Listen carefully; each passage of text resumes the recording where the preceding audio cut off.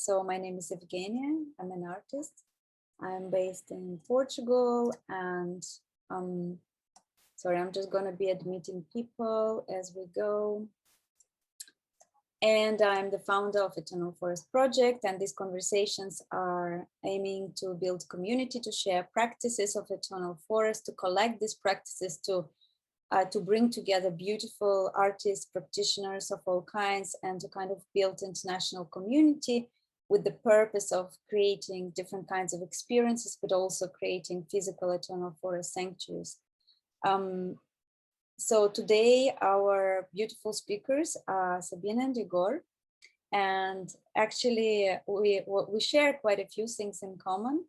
I think we share our love for the forest. We share the names of our projects have forest in it, but also we share the language, Russian language. We share, of course, English language as well, but Russian is kind of a special one. So if we speak to each other, we'd be speaking in Russian. So I met Sabina and Igor here in Ericeira when they visited, probably a couple of years ago, something like this. And I remember we spoke a lot about our work, we exchanged our ideas, we walked on the cliffs here by the Atlantic Ocean. And we kind of parted with the feeling that probably somewhere in the future, we could do something together. And of course, then COVID happens and we haven't seen each other physically since then, but this is our moment of reunion. I know that they have been really, really busy with their beautiful project, creating beautiful educational workshops for children, for grown-ups, inviting really incredible speakers. I'm really looking forward to joining one of their events online. They're very practical, and each of them are in a different way bringing you in touch with your ecology, with the larger ecology, with other than human ecologies, and through different approaches. So I'm really looking forward to see what happens today. It is a bit of surprise also for me. So I'm fully trusting our experience of being together in this actually quite intimate circle. So what I'm gonna do is, without taking too much time away for any kind of technicalities, I'll just say that this session is recorded, and if you don't like maybe to, when you want to share something which is quite intimate, don't worry. If you let us know later, we can just take it out from the recording. So I'm going to share with you on the chat some information for the future, including the website of Foresta Collective, but also just to do a really quick announcement. Where is Kari? Is she still here? Oh no, Kari is here. She's just not on the video. Yes. So just to make a really brief announcement, because Kari is here with us. So Kari will do next event on the 20th of October. And it's already online, it's live, so you can already book it. And I would love just to share that Kari is a practitioner working with the forest, with her own beautiful forest on the land that she lives on. And we're going to practice plant meditation, heart connection, river practice, earth-based movement prayer, and a contemplative photography activity. So it's going to be a really rich event. We are preparing, so save your date. And saying that, I'm just going to pass over to Sabina and Igor. I'm going to continue and let you share your journey and let you guide us. Thank you. Thanks so much, Evgenia, and hello, everyone. Well, thank you, first of all, for inviting us. It's been great to reconnect with you, and indeed, hopefully, post-COVID times, we can also meet in real life, so to say, although it is in real life also now, but without sharing the same space. So yes, my name is Sabina, and I'm Igor. And we will introduce ourselves in a moment, but actually we wanted to start by inviting you to arrive, like actually all of us, so that we can land a bit quite a few of you mentioned that you feel like air today. So maybe we could take this thread and begin with letting some air in, and just maybe a few moments of taking some deep breaths. And often when we are attached to screens, we are a bit like losing the spaciousness. So in a way that we can take this space and also make space for this mystery we call air.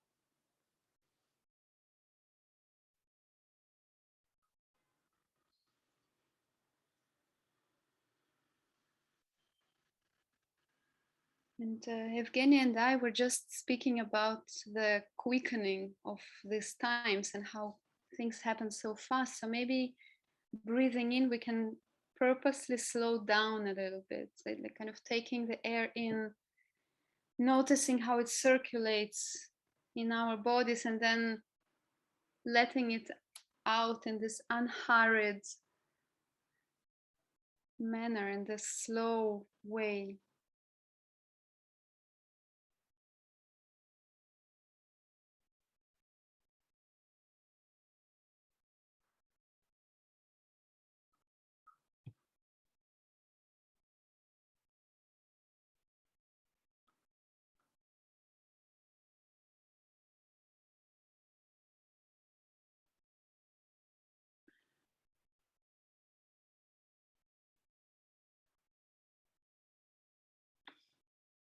Okay, and maybe reconnecting back to the digital space, grateful to this technology for bringing us together today. Yeah. And probably because we're a relatively small group today, thought maybe if it feels fitting, those of you who want, I invite you just to share in a couple of words, what is it that you give your time and attention to at the moment? Like what inquiries you're pursuing in your work at the moment? Then we already see each other's names, and thanks for Evgenia. We know where we're from, but just a little bit of an additional impulse from those of you who want to share, so that we feel a little bit more as a group. What brings us here also.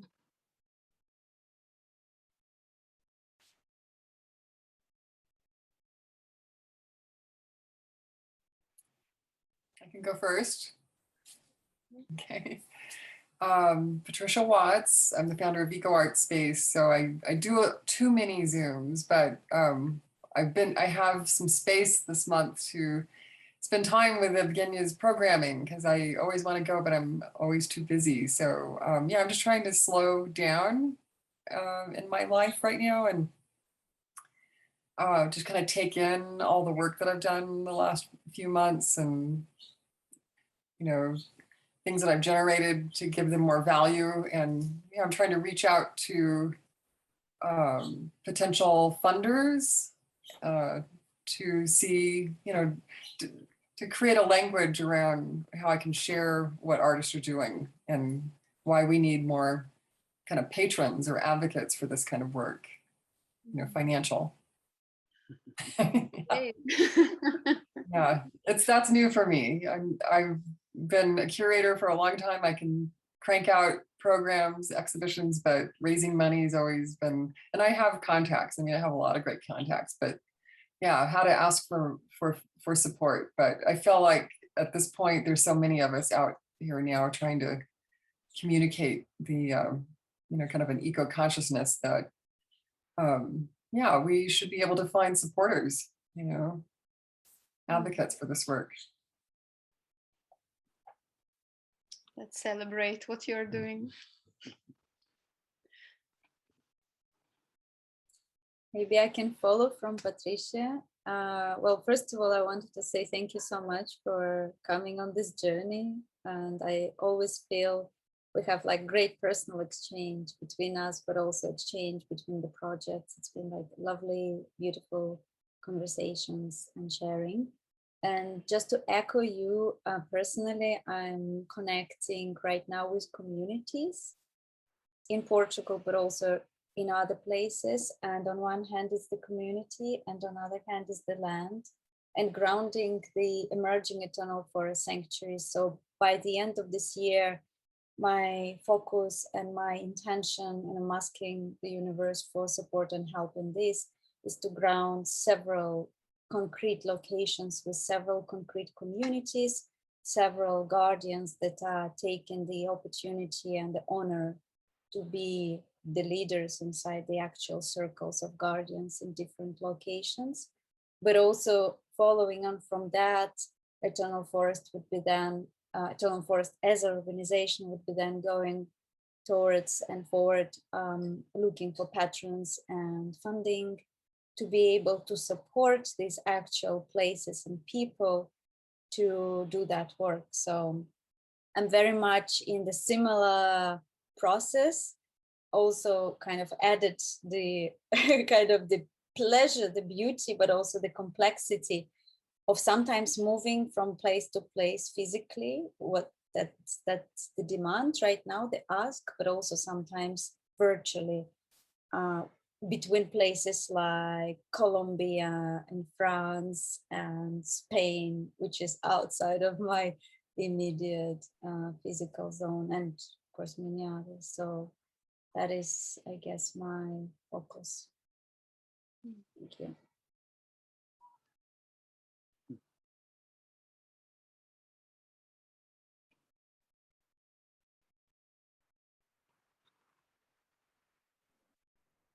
Hello, I can go next. I'm Monica. I'm an artist and I research interspecies communication and the importance of listening.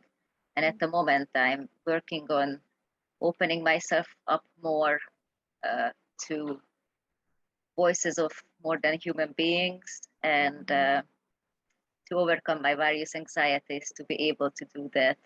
So I work with meditation, and I'm trying to learn plant communication.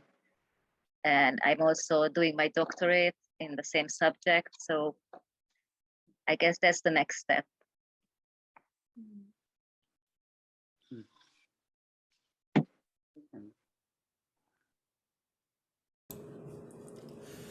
Yay. Lovely to follow you, Monica. Danelia Castell from the unceded territory of the Lheidli Nation in northern British Columbia, Canada. I'm an eco-spiritual artist and social researcher and sound weaver. And I have been building relations with more than 45 bodies of water and trees for the past 12 years. And mountain and rock people were starting to teach me when COVID happened on the planet. And so the focus of my work became, how can we bring nature's voice directly into our Zoom meetings and into our forums?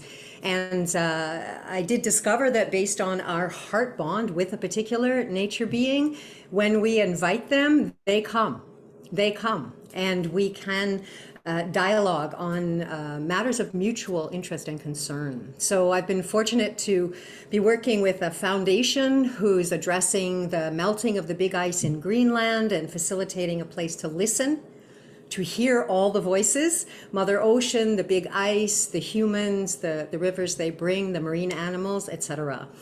So obviously all of my work is experimental and is based beginning in deep listening, and then sound weaving is the other part of the reciprocal relationship. But right now, I appreciate you asking what is right now. So I'm part of a global group organizing for an equinox ceremony in which a circle of water holders is surrounded by a circle of fire holders. And so fire has really called my name this summer from inside of myself. Certain things happening in my province, police brutality, the division over the vaccine and the health cards has really triggered rage for me. Full on rage. And so I began to be curious, what is the medicine of fire? And because where I live, forest fires are raging and have been since 2016 on our planet. So I designed an eco lab, which is a community forum where we come together to do personal journeys with these kinds of matters. So the first one is happening on this Saturday. And so we're really going to be exploring what is the full range of the medicine of fire. And the question that really came to my heart was, what is the medicine of fire that doesn't burn everything down?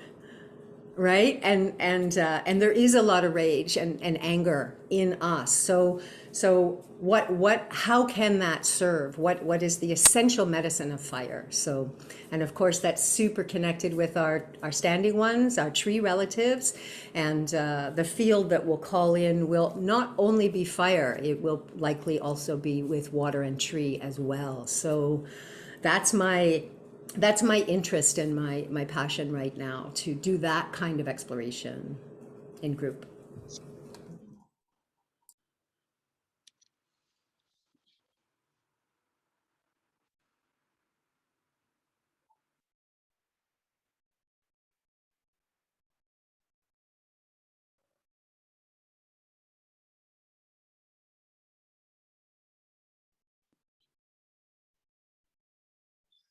Well, thanks so much already, everyone who shared. And maybe we could continue. If anyone would still like to share, maybe we could use the chat option just so that we can float or flow through time, as we have a limited amount of time together. I will also introduce Foresta Collective. I will introduce our work. I'm going to share my screen so that it's you don't have to watch me, but you can watch some pictures, I guess. Let's see if it works. Yeah, you should see it, right? Like it's yeah. So greeting you with our new autumn portrait by Laura. Oh, I think it's actually going by itself. So let me just quickly figure it out how to. I think I cannot pause it.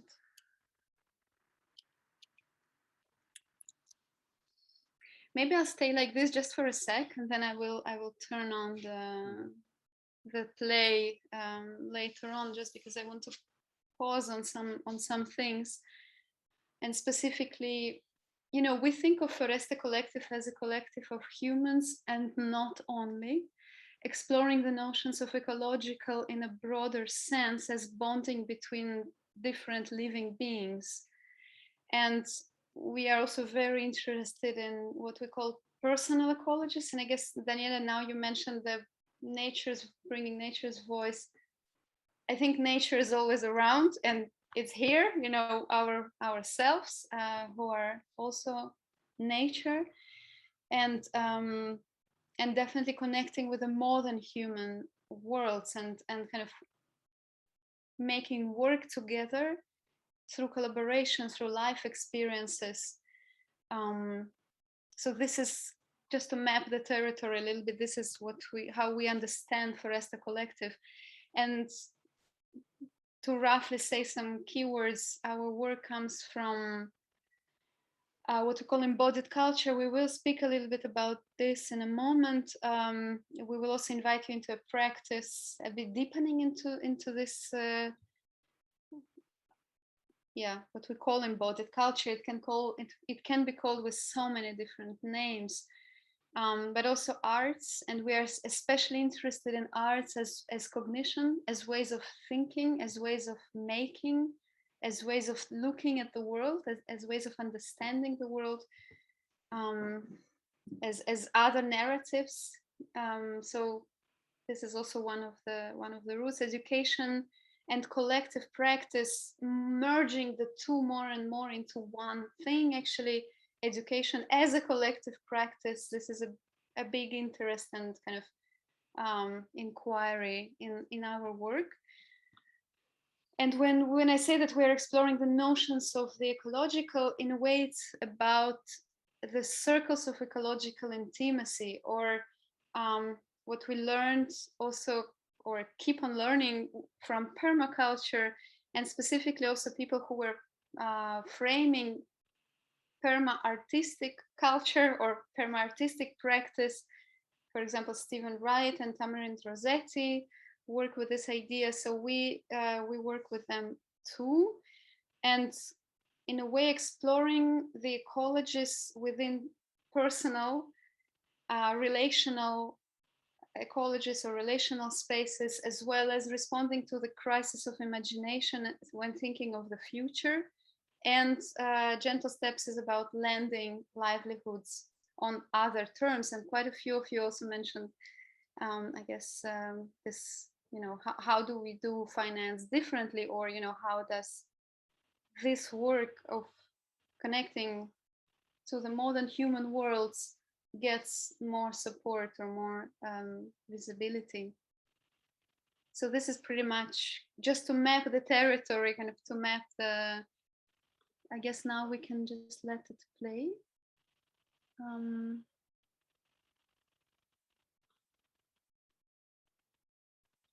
Okay, play. So that it can just be on loop. And we wanted to share a story with you. And again, someone mentioned mountain person. So that's very fitting actually to the story we wanted to share. And the images that will be on loop, this is from our different formats that we do in our work with adults and children. And the story we wanted to share was told to us by Marisol de la Cadena. She's one of the contributors to the Seasonal Academy. And the story is about how to thinking, I guess we could frame it like this. So Marisol has been engaged with ethnographic research in Peru, where she spent over 10 years conducting field work as an anthropologist in frequent meetings and conversations with Mariano and Nazario Turpo, the two shamans, the two father and son, Runacuna or Quechua people who lived in the highlands of Cusco. And one thing is that Marisol told us this story with very much with attention and care, and kind of not to uproot the local knowledge and worlding, but to share an insight into this kind of thinking otherwise. So I will try to do the same, or to give respect to this kind of gentle approach.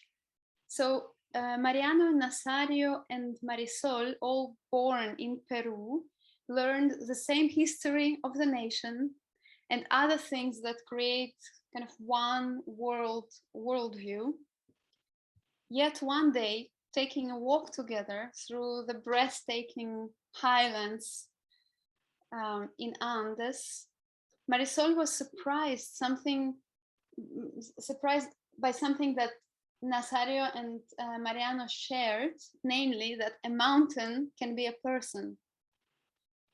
And kind of hovering mysteriously in the distance was a mountain of Ausangate, which Mariano and Nazario understood not only as a mountain, but also as a person, and also as something that cannot be known.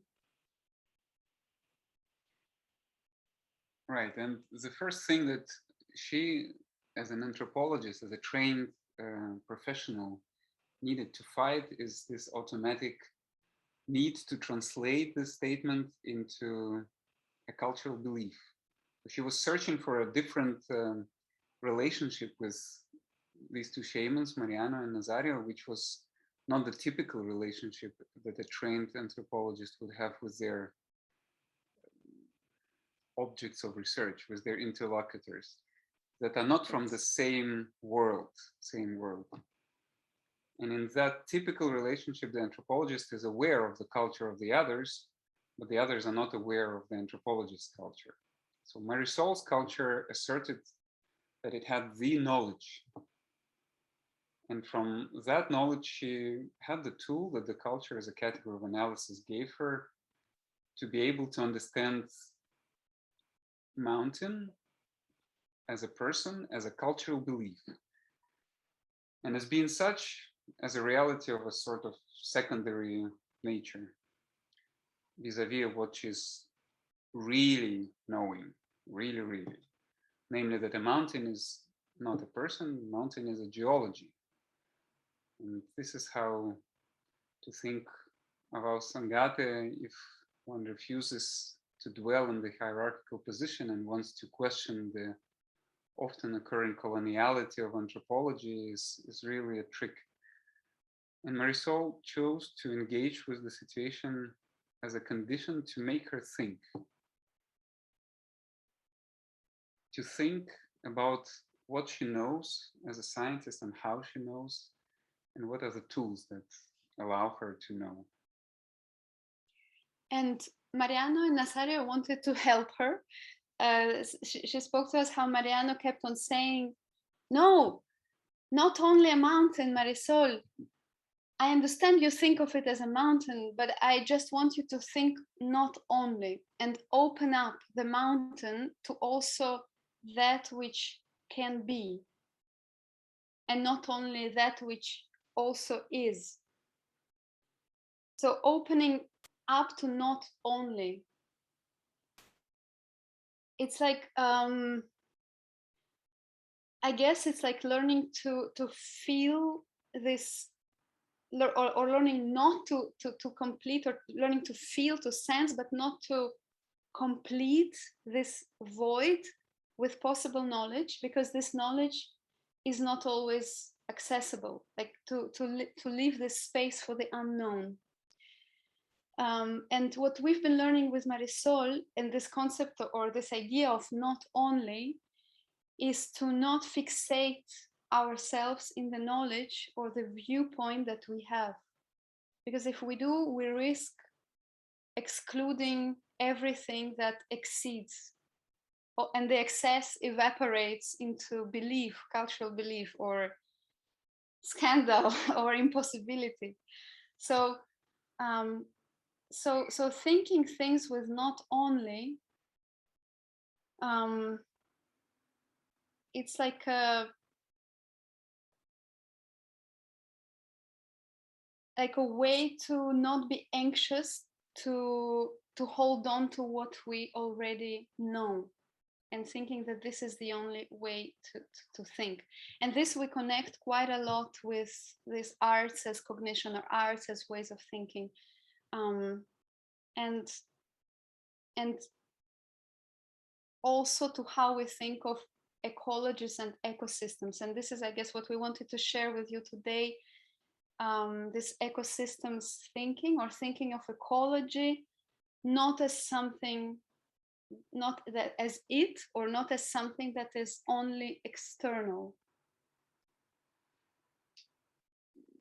With the Foresta Collective, we inhabit this perspective on ecologies where the environment is inextricably intertwined with the inner environment, and the climate out there with the inner climate. Just like people are part of a complex ecosystem of territory, landscape, and all the beings. Patricia, those 40 plus living creatures that you mentioned before. Ecology is not only out there, clearly, but it's also constituted by the inner landscapes of its inhabitants. And yet there is this unsettling resemblance that we've always felt that exists between the way the popular rhetoric handles the subject of ecology and the way most of us often choose to think about our own embodied existence. It's quite similar to the story of Marisol that we just shared from the Andes. There is this notion of holding the knowledge and claiming to hold how things really are, rejecting this inner multiplicities as if this would upset our comfortable standing on this firm ground of knowing the reality. We can think of the reasons for Earth heating up in the same manner pretty much as we might think of ourselves or someone we know as this kind of person, or other ways of fixating identities and narratives, as if this is a dangerous field, and it's us shrinking from this complexity in which this world of many worlds would flourish, and it flourishes. And then there is individuality. So subjects here, objects there, border lines, clear cuts, as if closed down within the membranes of our skin. We're looking at the others out there as fellow individuals, non-individuals. Everything there has a name, a place, a function. And turning this lens of separatedness at our own bodies, then we start to see distinct parts and organs, and then we play by these rules and join departments in universities, in hospitals, in companies, all sorts of organizations. And then we learn to measure, analyze, treat each symptom, or solve each problem by focusing on it very specifically. It feels, however, that this separation outsources also the responsibility that we might hold. I don't know if you're probably noticing how we may call out for technology as a way to fix the climate change problem, in the same way we would call out for a doctor to fix this dysfunctional part in our body machine. And we're creating all kinds of specialized solutions for ocean cleaning and CO2 emission absorbing, just as we excel in laser surgery on our eyes. And I believe, give us some more time and we'll take care of that nasty virus that is troubling us as well, using the same methods. And sometimes this thinking is also okay and is needed, but when this becomes the only reality, no. Because this worldview of one truth places us in a very strange position of being on top of everything, or in center of everything, but at the same time isolated and alone. So I guess what we are speaking about is that it's not either or, right? It's just that at the moment, this mindset is very much out of balance. And when we think of ecosystems and ecosystems thinking, or ecosystems as a way of thinking, we speak of the interconnectedness between inner and outer forests. And this is how we have been framing the work of Foresta as a collective, without neglecting the symbolic meaning and also the situated knowledge, and not only place-based, but also body-rooted, right? So you could say that separating between ourselves and the surrounding is anyway impossible. Just like Mariano and Nazario would say, you know, mountain and people who live here are interconnected. It's you cannot, therefore they have this word of tiracuna, which is tierra, the Spanish word that is changed in Quechua into tira, and cuna is peoples. So so this kind of separation is just an ontological dogma that we kind of are very used to, but it's just one of the ways to encounter the world. And another thinker who is important for us is the philosopher and quantum physicist Karen Barad, and how she insists on inseparability between matter and discourse, and knowledge-making practices are all part of the world in kind of intra-active becoming, right? Like that there are no entities prior or no identities prior to interaction, and how we are not only in the world, we are also of the world. But maybe this is going already slightly different directions. Another great thinker, Lynn Margulis, I'm sure you all know, maintained that life is a connected phenomenon. So it's a system on the surface of the earth. And thank you, Lynn, for pioneering this vision of symbiotic existence of life on earth, where all living organisms exist in interconnected ways as living systems in complex patterns and feedback loops, and focusing on emergent properties that are born in relationships. In the same book on symbiosis, Lynn is also writing about the holobiont, the assemblage of a host and many other species living in it, which form together an ecological unit, which is also who we are, with all those million of bacteria that live in our body. Some scientists say it's half of all the cells that we have. Some say there are 10 times more bacteria cells than the human cells in our body. One way or the other, we too are an ecology. And this is what we refer to as personal ecologists. And I guess personal ecologists for us is an inquiry into how do we live inside our forests, and how do we bring ecological care to this very personal level as well, right? So it's not either or, again, it's as well, because if we think of the act of care or care as a planetary task, then this care also needs to happen on this very personal level. And it implies, of course, the choices we make, but also what we choose to notice, which metaphors we choose to apply, what we choose to say yes to in very small everyday decisions. Because I guess just as much as this mechanistic view of the earth is unfortunately still so dominant, yeah, right, the one that separates humans, nature, or subjects acting on dead matter of objects, and kind of these juxtapositions between beings, and then therefore an allowance to exploit others, and so on and so forth. So this view, if we zoom in, how is it still also part of our everyday lives? And it can be in relationships, but it can be also, you know, this piece of earth that we temporarily inherit or inhabit, we often treat it, I guess, with the same detached objectivity or distancing or judgment, and rarely consider the body as a source of wisdom, and kind of turning into this sensuous knowledge. And so today we wanted to offer you a practice around that.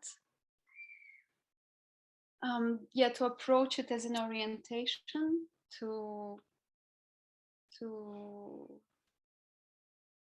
make embodied awareness, I guess, part of this conversation that we are in. If you think, like if you are up for a little attunement practice.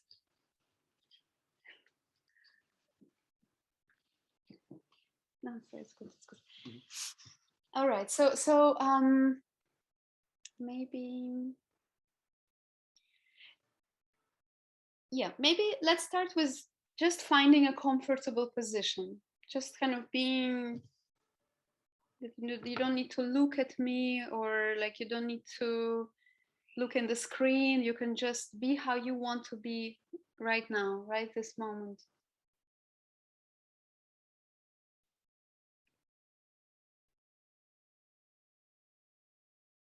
This practice is a kind of a framed as a tuning towards or being with and deepening into perception of what is alive now. Like in the beginning you were, sharing the inquiries that you're currently living. So this is a little bit going in the same direction. Like, what is alive now on the level of sensations?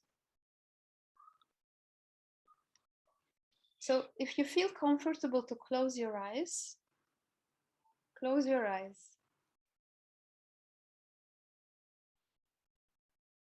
And rest your palms on your chest and on your belly, or on your belly. You can choose a space where you feel like, oh, okay, like, yes, this is what I want now. My palms on my chest, on my belly, or both, or back, I don't know, wherever you, or diaphragm, wherever you feel the call.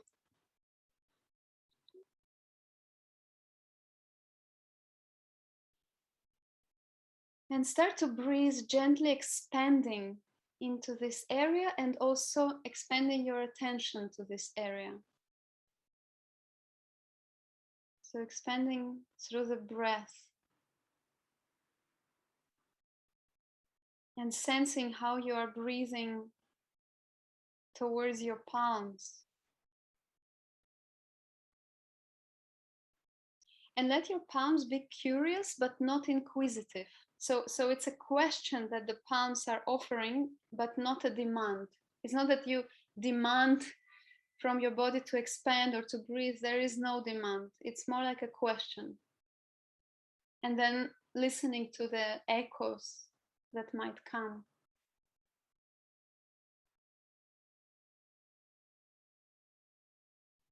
Just like we are when we are in the forest, listening to something that is in continuous becoming and is essentially unknown.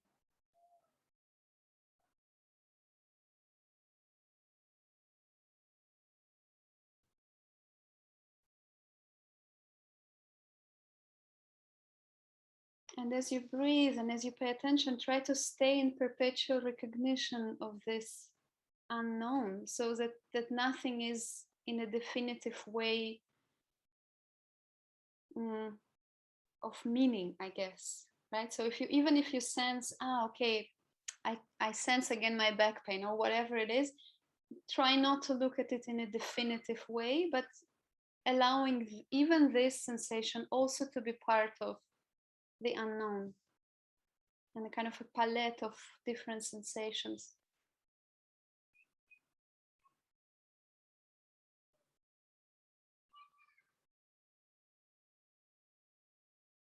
And we might not be always fluent in the language of sensations. So therefore, we just want to offer all sensations spaciousness, that we are openly receiving whatever is there in this other language. Just like when we are out there and the birds are singing and we are openly receiving this other language.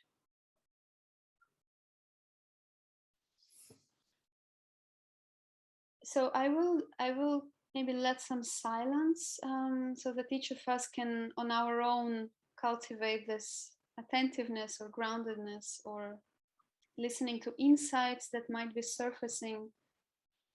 I just want to say that I recommend not to try to, or to let go of this ambition to translate the sensuous into rational right away. I mean, it might translate at some point, but maybe not right away. So that we allow the sensations to unfold and to take the time they need while dwelling in this awareness. And again, it can be emotional layer, it can be thinking that appears, disappears, just meeting everything as an expression of being alive. And let's meet again here in a couple of minutes.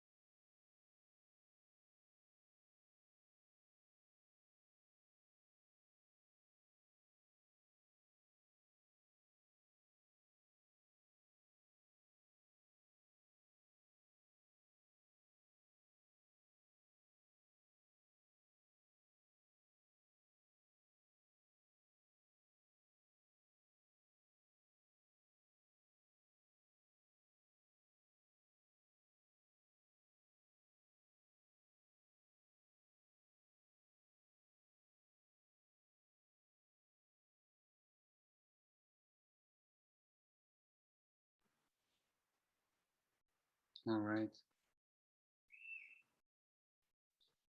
I invite you now to continue and to integrate this experience in a way that is fitting for each one of you. Could be writing a few sentences, putting something down. Could be also images, maybe sketching something. Or if you prefer to integrate in an embodied way, it can be just movement. Let's take another 5 minutes max to reflect on the notion of ecosystems and our ecosystemic existence out of this experience we just had.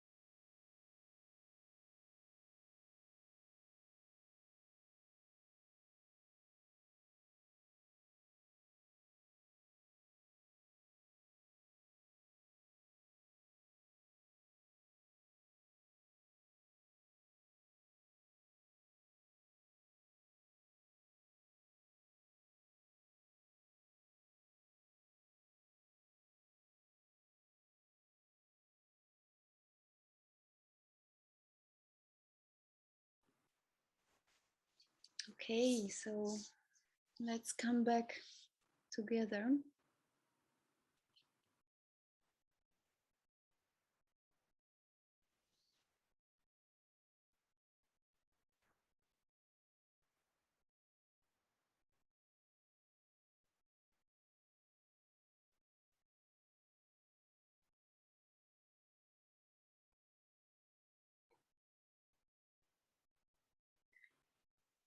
And we would actually like to open the space for a conversation, for an exchange, for whatever was surfacing for you, or now during the practice, or also with the stories or with these reflections that we were sharing before, or whatever you would like to share from your side, the connections or the disconnections, or anything that is present and wants to be expressed.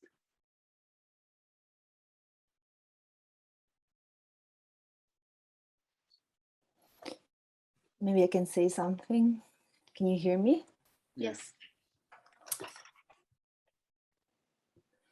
These experiences somehow made me think about the attention that we give, how our attention can shift towards unknown territories. And how do we make basically the jump to listen and to actually dedicate time and space to these unknown territories?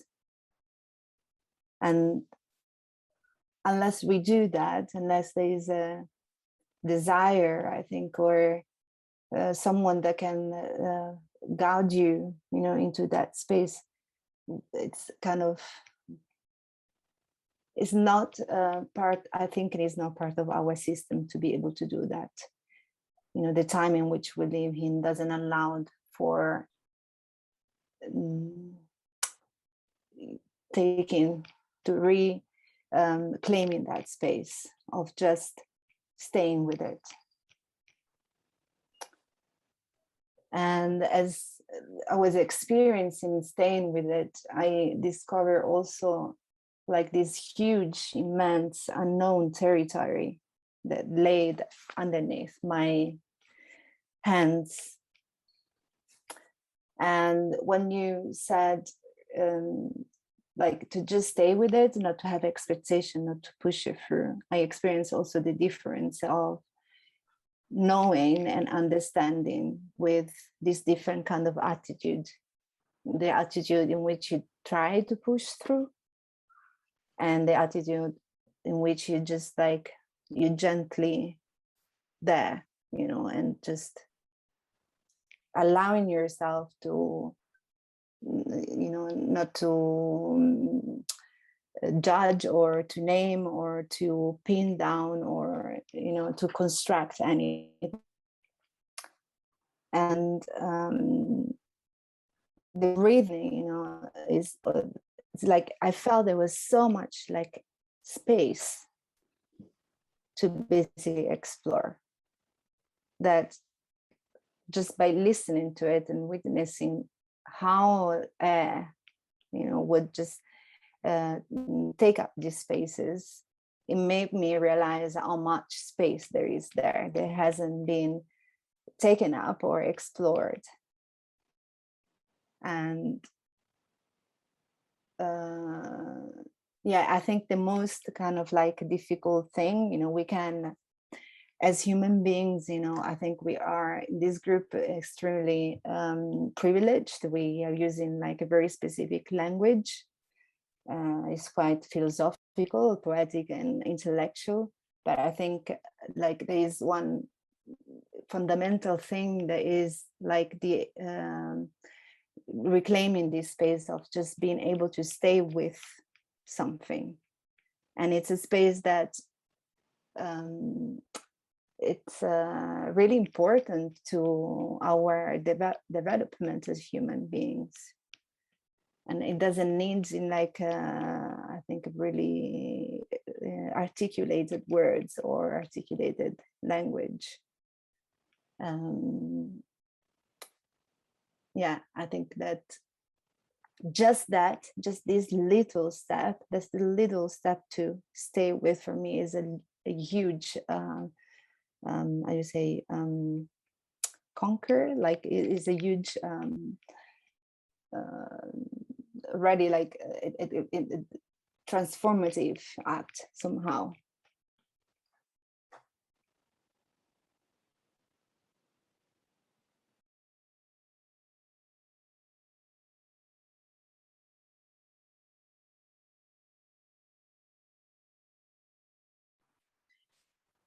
Yeah, thanks so much for sharing. Just Patricia, go. I will.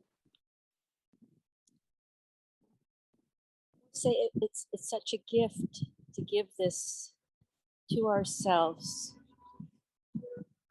coming into relationship in the moment with us, me.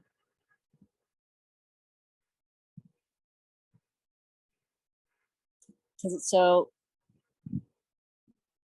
easy, or yeah, it's easier to kind of be pulled out to the to-do lists and, you know, what's next list, or what happened before list. So I feel like this is such a gift.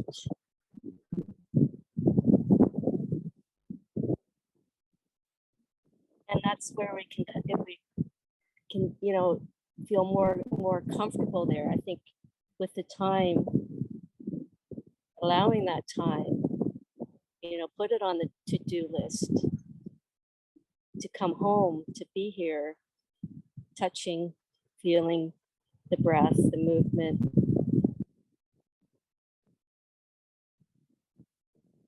It'll become more commonplace, more safe. Because I think we're drawing out from our home, our centeredness, because it wasn't safe along the way or something. That's why it's easier almost to have all these diversions. So yeah, I feel very honored and grateful to be here in Circle, you know, discussing this, coming back and connecting to it, you know, us as nature, the ecosystem within us, which is, you know, which is all. It's me.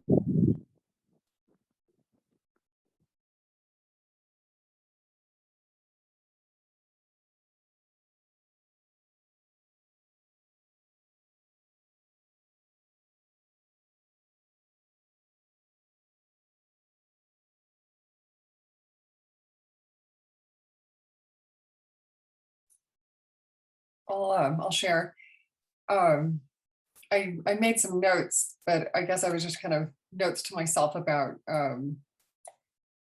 how to, you know, integrate this kind of connectivity with being in relation with nature in my conversations with patrons that could be supportive of this work. And I think that's also something that I have learned from another program that I did this last summer on kind of the business aspects of, you know, running your own organization. But, you know, that I think I often separate, you know, what people who could donate, you know, I think that they're somehow just going to observe, but I think that that's the real kind of interesting part, is that if they can somehow be more connected. And I think that's going to be in my language. And yeah, so this is really helpful. I'm glad I showed up today. Because yeah, I think if you're in that mindset, then it's much bigger, a bigger space to have connection and conversation with people when you're coming from a, yeah, kind of the embodied, how we're all connected, you know, everything. So yeah, I think the more I work and I'm on my computer and am task oriented, I get out of that. I mean, I go for walks in nature, but it's more about replenishing myself in some way. And that's very different than seeing yourself as a part of a bigger web and with people too, not, that it's not just nature. And I love that you brought that up, that because I, for a long time, was doing environmental education with kids. And, this idea that you could just teach knowledge and that somehow things would change, it just doesn't work. And, there has to be, that kind of embodied connection, or it's just information and there's no behavioral change. So, I completely agree with that. And I think even more so now, after the pandemic, or as we come out of it, that this idea that we have to heal ourselves, or we can't have a good relationship with nature. And we can do that with nature, that kind of healing ourselves, but it's really our relationship with ourselves that is destroying nature.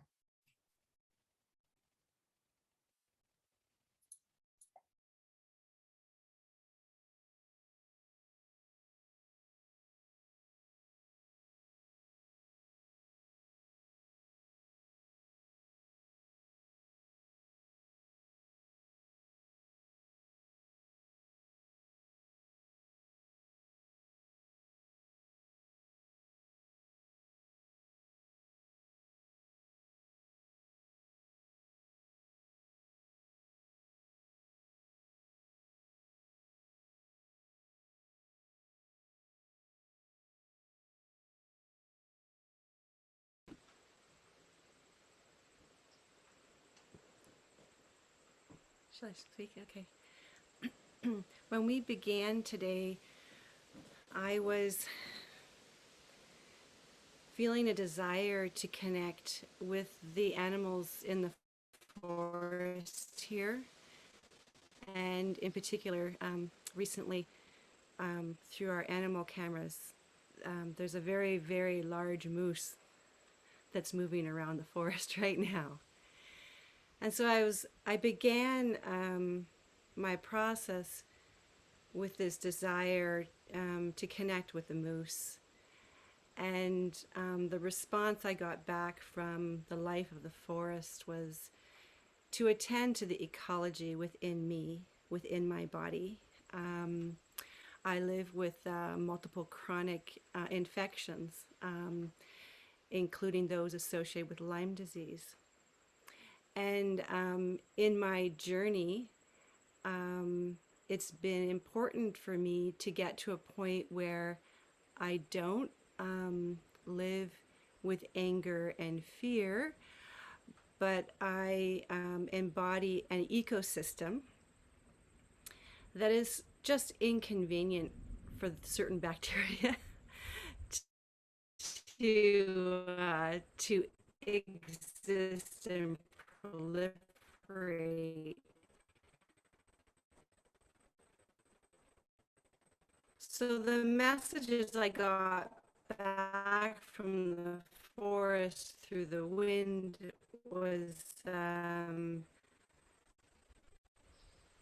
we can be connected within my own body. And recently I was just, the message I got back was to attend to that ecosystem for one another. But I do believe that we need to care for ourselves, attend to that in order to then be available to enter into reciprocal relationship. So it was an interesting process. I really, when you spoke about, our own personal ecologies, it had a special resonance for me in my situation. So thank you.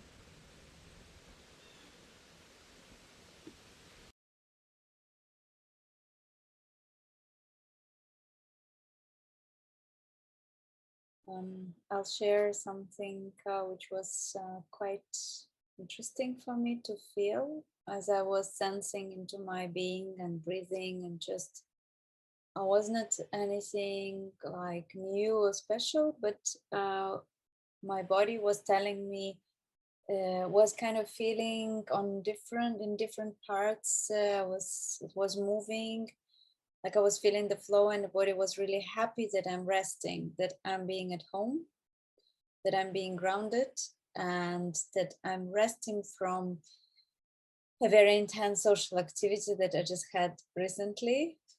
Being in the gathering, physical gathering with 100 people during 5 days. So it was like a deep gratitude from my body and appreciation from my field to be at home, to be connected to the place that supports me, and to take space before I go perhaps on the next journey and connect to more people. There's a lot of going on in my life about connection and a lot of new people coming in, a lot of conversations. So it was like, wow, this is great. This is this moment where I can actually totally rest and just be. So it felt really, really good. And at that point, I felt like, oh, this is also about the ecology, the boundaries, the time to rest, the time to be with others. Like a being in the forest, we are all unique. So sometimes this kind of plant needs to be in their own little bubble, shade, or whatever it is. Just sitting there, drinking water and enjoying. Not too much interaction. So I felt a lot of appreciation for that.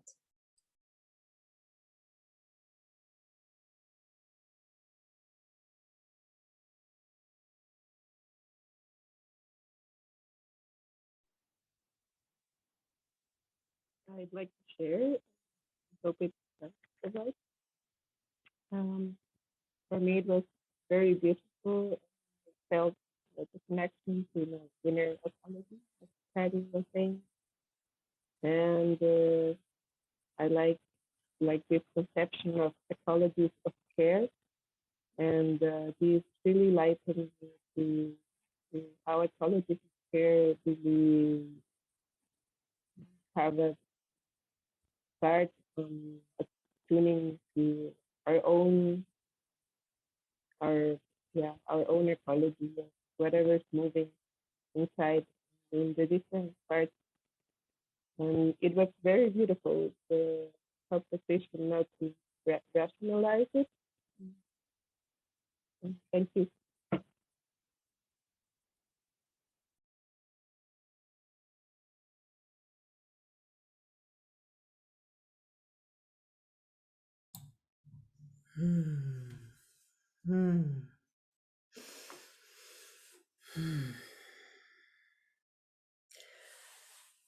Embodied experience is my homeland. It's my home. It's my homeland and my first place of inquiry and attention.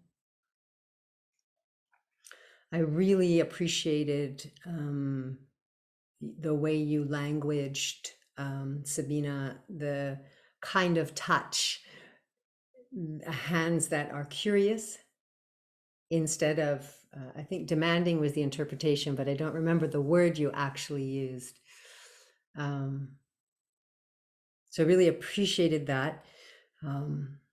I go to the floor and lie on my spine, and I put my feet in the air. It's I call it my timeless place, my no, and everything drops deeper inside, past language, past naming. Today, I started to enter a space just partially inspired by a message I received from Mother Ocean near this Greenland, this place off Greenland, where I saw known, unknown, and then a blank. And, you know, as a professional improviser, the unknown, I love it. It's my home place. But ever since I saw, heard, felt that message a month ago, this place that has no name, is beckoning me, is calling me, and I'm really curious. So again, I come back to that beautiful direction you gave us with our hands to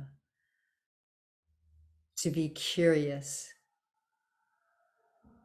And then I also just really appreciate the irony or the contrast of really descending into a wordless space and then coming back to use words to describe our experience, which is why a language I use, I call it sound weaving, but it's nonverbal sound that really I probably speaks from all of our being, but without concept, only with frequency and sensation.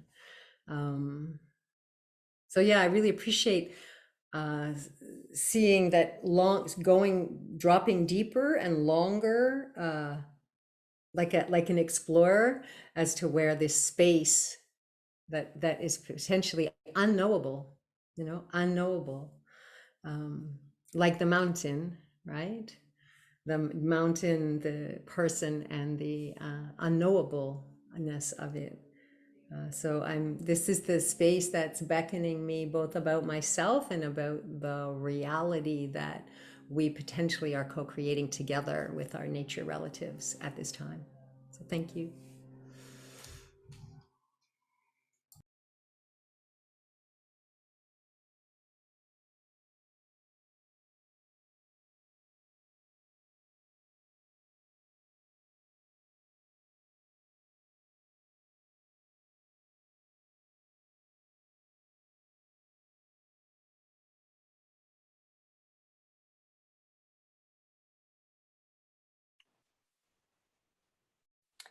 I will say something. I started a nonprofit several years ago, and was in a biodynamic conference last year, and the gentleman who was teaching the practice that I was in said that we have an obligation to thrive ourselves, to do our best work in the world. And I feel like, when you're immersed in care for the earth, there are so many crises. And Joanna Macy, says that the appropriate response, of course, is grief and pain and stuff. So you have to honor that, but to be able to take care of yourself, I'm realizing now, is so important, because it's there's so much work that needs to be done that it's exhausting and also beautiful. But so I was thinking that when I was trying to put how I was feeling into words. And I read, in this strange time, that it was a woman who founded Omega Institute, and she said that when the scientists were studying our stress response, they only studied male subjects, and that's where they came up with fight or flight. And this female scientist realized that that's where that came from. So she started studying females and how they responded to stress. And they found that in addition to fight or flight, women also had a tendency to tend and befriend. So we we feel this obligation, to care for everybody and everything else, and often forget ourselves in that practice. So I'm finding that these times of tuning in to self are very, very healing and needed. So thank you.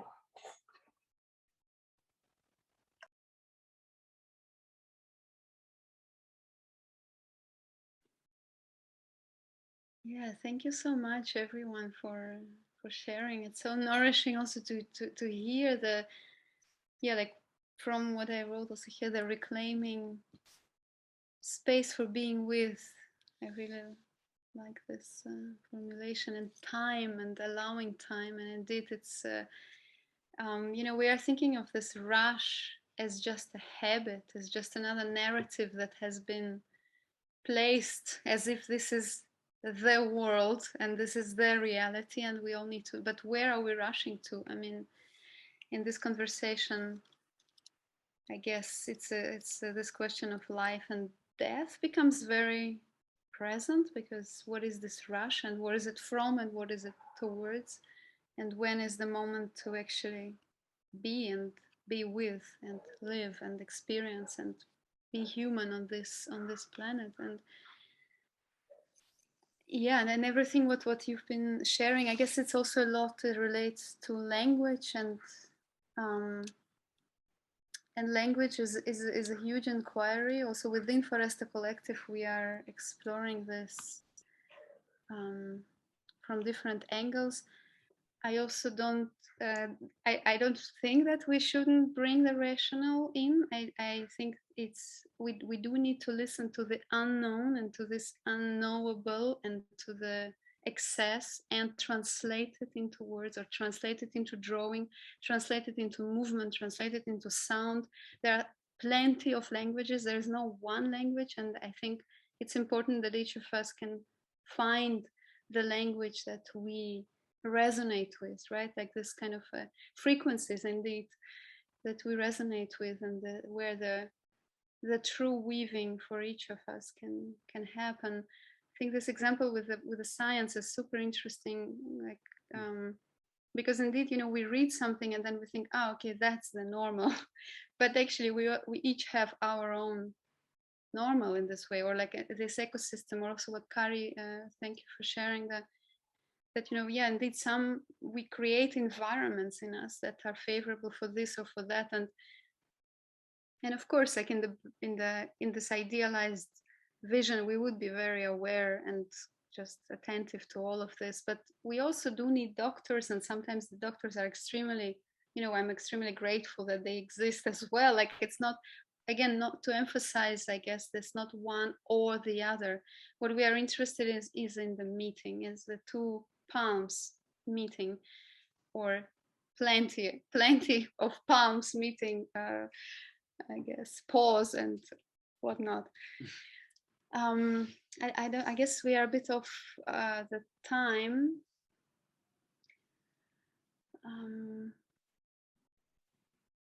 Well, thanks again. I think it's nice to maybe wrap up slowly, and thanks again, Evgenia, for holding this space, and for all of you for coming here. We are also, you know, very happy to meet you, and maybe we can meet again. You're also welcome to visit us. As Evgenia was saying, there are several formats that we now have moved online, so it will stay online for at least, you know, until the end of the year, but let's see what happens. I guess there is a seasonal academy starting soon, the personal ecologist trail. That's why also we are in the theme now, so it was very fitting to speak about this. So if you want to go deeper together, you're welcome to join. We just opened the registrations today. Fantastic. Maybe we can join even, well, either personally or as a group. It could also be if we several people who are already connected and kind of collaborating and working together. I have never attended any of your events, any of your workshops online, but I am planning to, so I'd really love to. And yes, we will share in the follow-up email the video and everything with you, and the website I already shared earlier in the chat. You can also save this chat. I'm going to also copy paste some information about the next event and all the contacts right here. And once again, if you did not copy before, I'm going to share the website of Foresta Collective. So you can scan through and you can see what kind of events are happening. And yeah, I'd encourage you to maybe choose one that fits you and just try it out and see how it goes. Personally, I'm really grateful for this conversation. I felt really like a conversation and sharing of a very beautiful practice. I hope that the work that Sabina and Igor and their collaborators are doing would also weave very organically into the set of practices that I'm suggesting to the practitioners of Eternal Forest who are eager to learn ways of connecting, tuning in, integrating and deepening our experience with space, time, ourselves, our ecologies, and other than human ecologies. So I'm just, yeah, and also leave your details here if you want to stay connected with each other. Fantastic. Thank you, Sabina. And so, as I said before, on the 20th, we have a wonderful practical experience with Kari directly from her forest, which is super exciting. And yeah, so if you want to mention something else right now, if something kind of is burning to be shared, otherwise I'd say thank you once more for everybody who was here today. I really loved how seamless, organic, and intimate this experience was, and I'm really looking forward to continuing. Thank you all, and hope to see you again. Thank you, everyone. It's really a pleasure. Bye. Thank you.